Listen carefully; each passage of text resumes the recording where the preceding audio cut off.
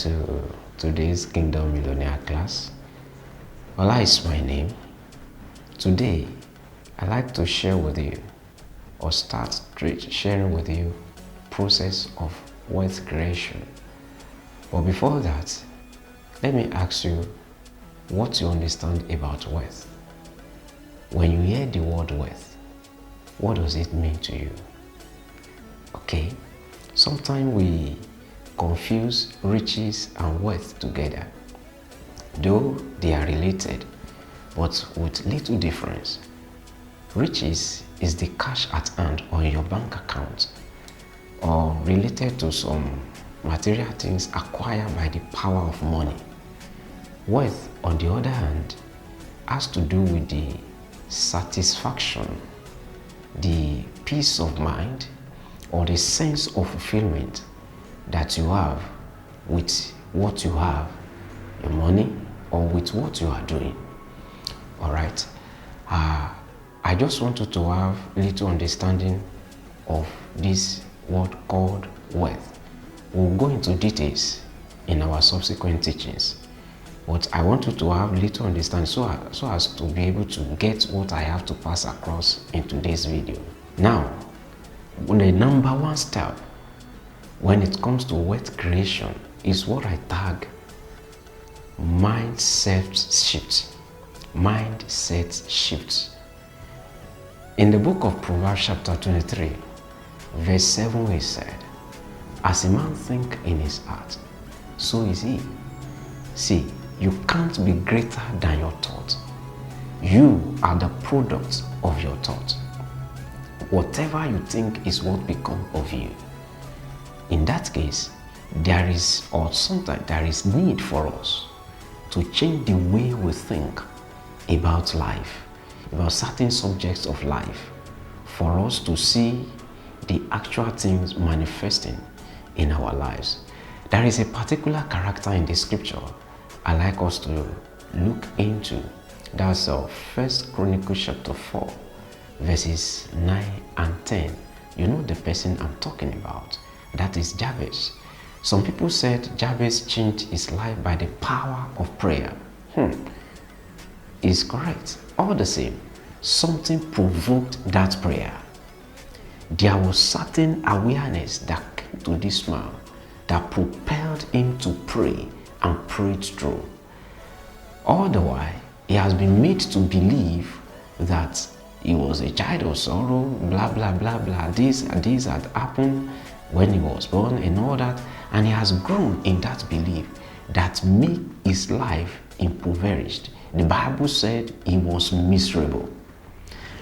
He grew up in this belief until a time when he changed his mind. There was a kind of awareness that made him change his mind over these beliefs.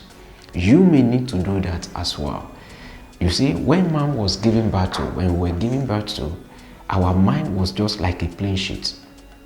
In the course of growing up, we begin to write different things on the tablet of our heart, which grew up to be who we are today, that form everything that we believe. Now, if we came to this planet Earth to learn all these things that reduce us to the level we are today, it means we can unlearn them to be where we ought to be as well. All right, let me tell you a little about myself. Something happened to me some years back. I was impoverished. Let me just put it that way. So poor that I could not even afford good things for myself. There was a time, a particular day came, somebody embarrassed me. Gave me the embarrassment of my life. I was provoked by this embarrassment. And you know what happened?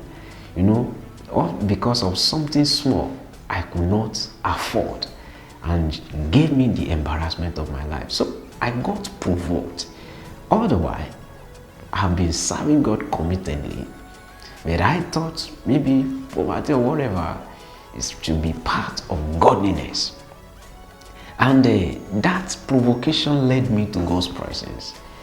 I prayed to God For 6 months, every night I will stand before God. God, you must take me out of this, poverty. You must take me out of this level to the next level.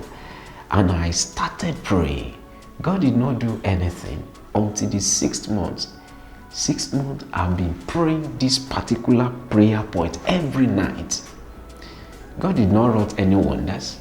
He just told me, boy, go back to books.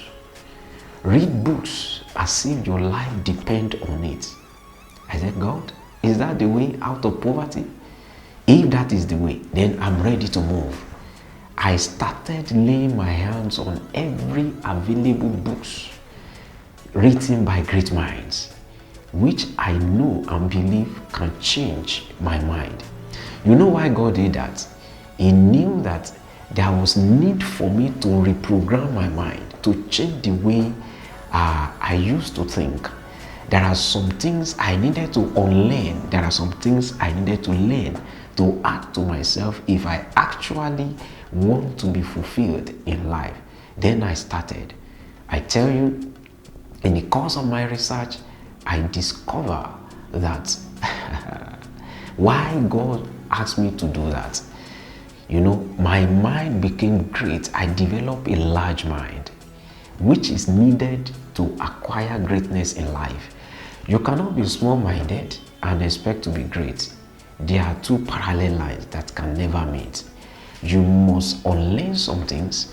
You must, set aside certain philosophies of life that will not help you grow, that will not help you deliver something of worth to your society. And I tell you, since that time, my life has changed, because the way I think now is now different to the way I used to think. And I began to see doors of opportunities opening to me. If you do likewise, you change the way you think. If you are not happy, you are not comfortable with where you are right now, all you need to do is to develop a new mindset that will help you to the next level. And when you change the way you think, you begin to see doors of opportunities opening to you in line of your thought. That was what happened to me. I saw opportunities coming left, right, and center, and I started making moves, taking steps, and the rest is history. I tell you, number one thing in the process of wealth creation is mindset shift. You need to change your mind if you are not happy with where you are right now. Before you can change your mindset, information is needed. You need to be well informed for you to live well. And when you are well informed, understanding will come for you. You'll be open up to new things. Awareness will come for you. And when you are aware of where you are, you'll be aware of the next step to take. This is the number one, the very step needed to be taken for you to make greatness in life.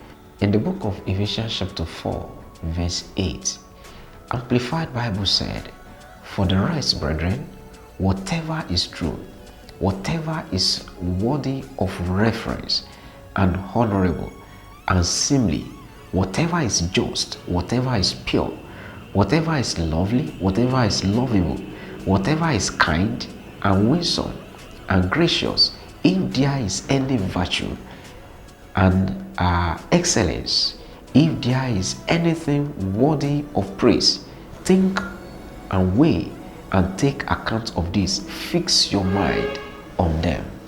What that verse is telling us is that whatever is great, whatever is of value, this should be what your mind should ruminate on.